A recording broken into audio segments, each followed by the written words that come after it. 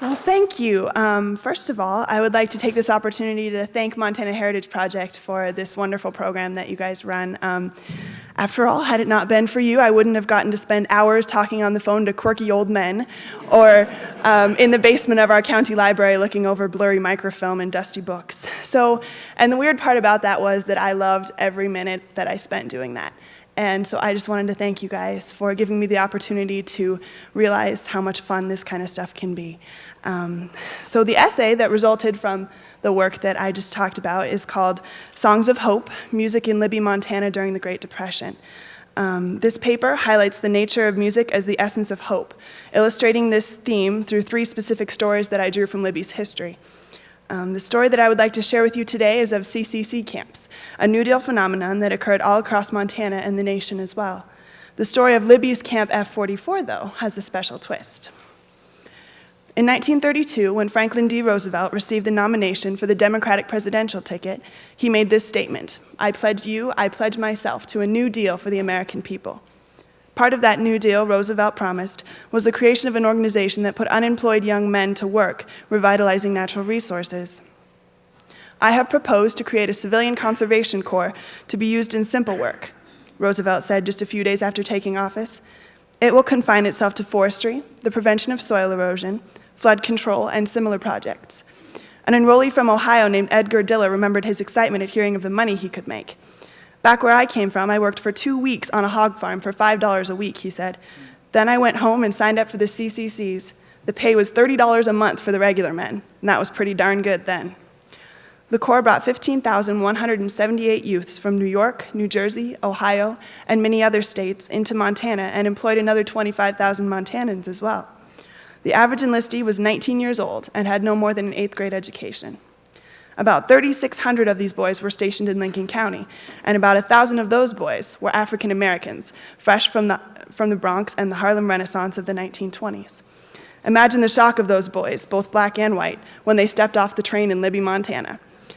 "We had no idea where we were going, and they set us down in the middle of 2 mountains," CCC alumni Charles Krause remembered. Camp cook and Ohio farm boy Harold Shrewsbury described his first impression. "I got up the next morning after arriving in the middle of the night, went out and looked at the river, and it was beautiful, but something was wrong. It was flowing the wrong way." The way the river was flowing was the least of the city boys' worries, though, some of whom said that they had never set foot on actual earth before, only concrete.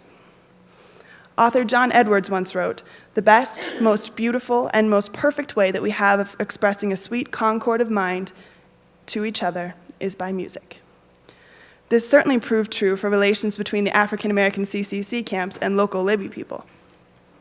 With most of the CCC men coming from rough, big city backgrounds, they were a bit touchier than the folks of Libby were used to. "You never knew what some of those guys were going to do up there," said local enrollee Warren Brown. "All of the Army fellows carried .45 caliber pistols. They were ready to call out the riot squad from Fort Wright, Washington to stop one uproar."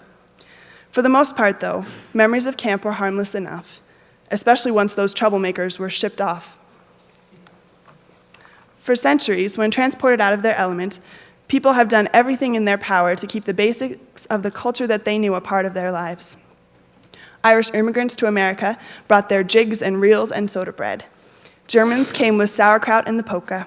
Scandinavians brought lutefisk and boonads and traditional dances. Food, clothing, music, all become integral pieces of a daily routine that can make even the direst unknown familiar. In a CCC camp, though, Army-prepared meals and uniforms limited the culture that enrollees could bring with them. Music, however, was theirs, and those black boys of Harlem had come fully prepared to give the straight-laced people of Libby a little lesson in jazz. Considerable popularity has come to the colored vocal quartet of the camp during the past few weeks, states the Western News in its September 27th edition. The 4 boys from New York and New Jersey first started singing spirituals together in the camp kitchen. Their popularity spread until they finally performed before Governor Ross of Idaho, who shook hands with them all. Several chambers of commerce in Montana have arranged for performances by the 4 men, and efforts have been made for them to appear in Spokane for possible radio broadcasts and personal appearances. Led by baritone Emmett Cato, this quartet of boys from Camp F44 became a bridge between the camp and the community, a bridge that would prove to be well forged. "We had a black quartet in camp that was really good," remembered Warren Brown. sang spirituals, and they sang at churches in town. They weren't the only ones making music up on Pipe Creek, though. A CCC enlistee from another camp recalled bringing a different set of musicians to a special gig. On the 4th of July in '34, he said, I drove up to the Pipe Creek camp and picked up 4 of the band members. I took them in my Model T to the Linger Longer, a dance hall on Savage Lake. It was quite a trip. Those Model Ts had to back up the hills in those days.